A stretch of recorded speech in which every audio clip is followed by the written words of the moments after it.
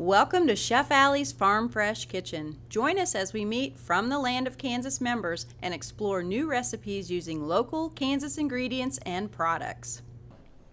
Thursday morning, we're here in the studio with Chef Alli and her Farm Fresh Kitchen. It is about to be a very busy time of year for pumpkin patches everywhere, all across the planet anyway, as we tiptoe into the month of October. Yep.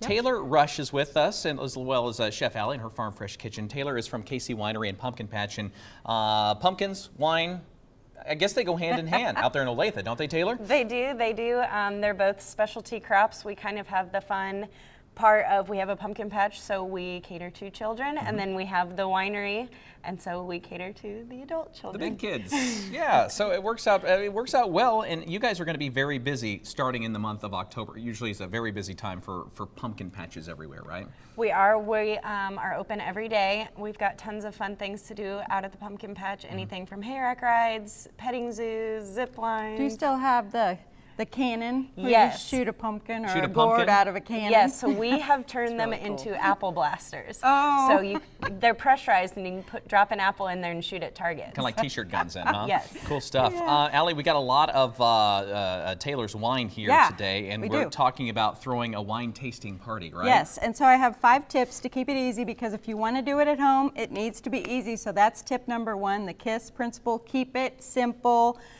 Keep it simple, Stuart. Okay? Stuart, not stupid. No, we're not calling anybody stupid this morning. Because it doesn't have to be fancy. Right. Use your wood, use your white, use your basic stuff. Use your throwaways if you want to. Who cares? The whole point is getting together.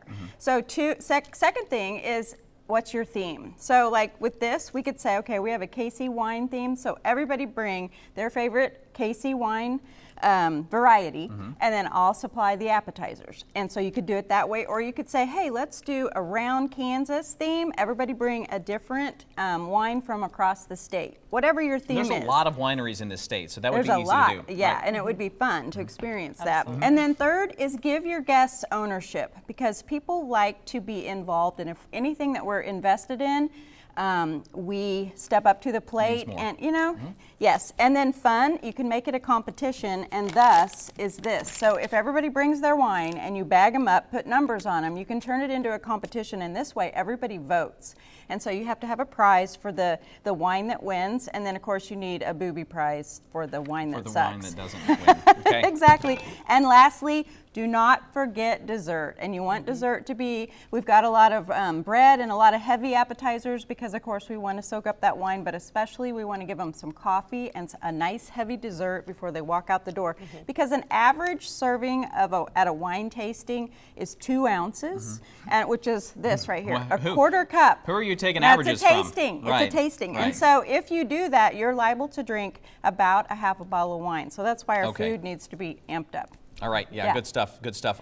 So for more information, maybe you have some tips, some appetizers and desserts on your website? I'm going to elaborate on that a little bit more, plus all these recipes will be at chefallis.com, and then I know Taylor has a website as well. Yeah, you can find us at www.kcwineco.com or kcpumpkinpatch.com. Yeah. Very cool. You guys have a lot of different wines, and you guys actually, obviously you don't grow many of the grapes for like the Merlots and the Cab Sauvignons, but you make the wines all at your place in Olathe, right? Absolutely. We grow 6 varietals on site, but we produce everything. All the fermentation happens, and actually all these bottles have been hand bottled. I think that's so cool. Wow, that is very cool. Yeah. All right. It's a lot of work. Ladies, thanks so much. Yeah. Good luck in October.